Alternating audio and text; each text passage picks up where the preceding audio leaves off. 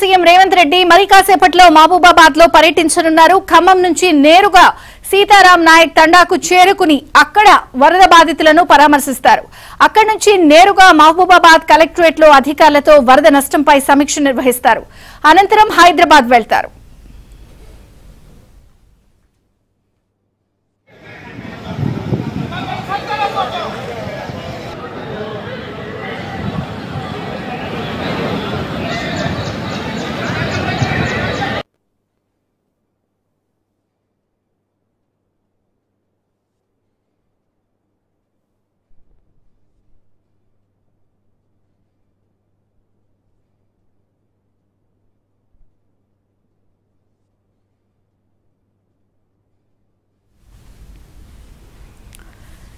సీతారాం నాయక్ తండాను వరద ముంచెత్తిన విషయాన్ని మొదటిసారి ఏబిఎన్ ఆంధ్రజ్యోతి వెలుగులోకి తెచ్చింది. బాధితుల వీడియోను ఏబిఎన్ ప్రసారం చేయడంతో వరదలో చిక్కుకుని భవనాలపైన బిక్కుబిక్కుమంటూ ఉన్న 100 మందిని పోలీసులు కాపాడారు. ఈ విషయం సీఎం దృష్టికి వెళ్లడంతో ఇప్పుడు ఇదే ప్రాంతంలో రేవంత్ రెడ్డి పర్యటిస్తున్నారు.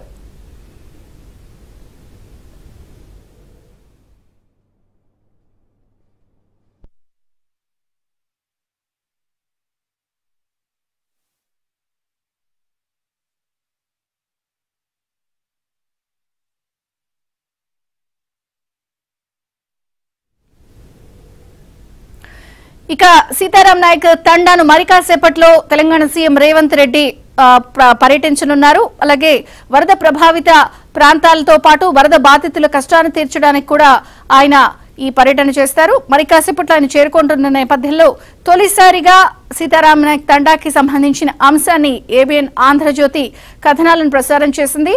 దానిపై తెలంగాణ ప్రభుత్వ అధికారులు కూడా స్పందించారు. మరిన్ని వివరాలు మా ప్రతినిధి శ్రీధర్ అందిస్తారు. శ్రీధర్,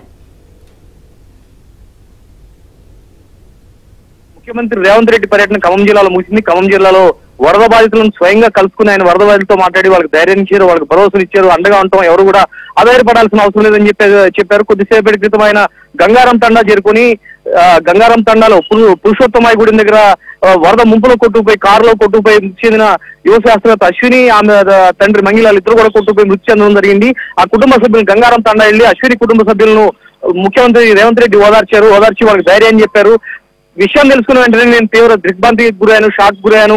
యువ శాస్త్రవేత్త అశ్విని తండ్రి మంగిలాల్ కూడా ఈ వరద ప్రవాహం కొట్టుపోయి చనిపోవడం తనని దిగ్భ్రాంతికి గురి చేసింది అని చెప్పేసి రేవంత్ రెడ్డి కుటుంబ సభ్యులతో తీవ్ర ఆవేదన వ్యక్తం చేశారు. మీకు ఎంత చెప్పినా, ఎంత సాయం చేసినా, ఏం చేసినా కూడా మీకు జరిగిన నష్టాన్ని తీర్చలేము, ఈ లోటుని మేము తీర్చలేము. కానీ మీరు ధైర్యంగా ఉండండి, మీకు అండగా ఉంటాం, అధైర్యపడవద్దు, ధైర్యాన్ని కోల్పోవద్దు.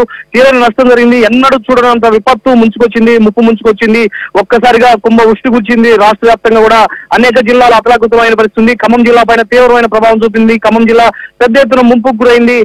ఈ క్రమంలోనే అశ్విని మంగిలాలతో పాటు మరికొంతమంది రాష్ట్ర వ్యాప్తంగా కూడా ఈ వరదలకు సంబంధించి 16 మందికి పైగా మృతి చెందినట్లు మనకి ఇప్పటికే అధికారిక లెక్కలు వస్తున్నాయి. ఇంకా మరికొంతమంది ఉండే అవకాశం ఉందంటున్నారు. ఈ కుటుంబాలన్నింటినీ కూడా ఆదుకుంటా, ఎవరు కూడా ఆధారపడాల్సిన అవసరం లేదని చెప్పేసి రేవంత్ రెడ్డి చెప్పారు. మంగిలాల్ కుటుంబ సభ్యులను ఓదార్చారు. మంగిలాలతో పాటు అశ్విని చిత్రపటాలకు రేవంత్ రెడ్డి పూలమాలలు వేసి నివాళులు అర్పించారు. అక్కడి నుంచి రేవంత్ రెడ్డి బయలుదేరి మహబూబ్నగర్ జిల్లా పర్యటనకు బయలుదేరారు. అక్కడ కూడా వరద ముంపులో చిక్కున్న గ్రామాల్లో రేవంత్ రెడ్డి పర్యటించి ఆ బాధితులతో స్వయంగా మాట్లాడి వాళ్ళకి అండగా ఉండి వాళ్ళకి ధైర్యం చెప్పబోతున్నారు. విజయచంద్రిక, రైట్. ప్రధానంగా బాధితులకు ఏమన్నా కూడా ఈ సందర్భంగా ఏమన్నా ప్రకటన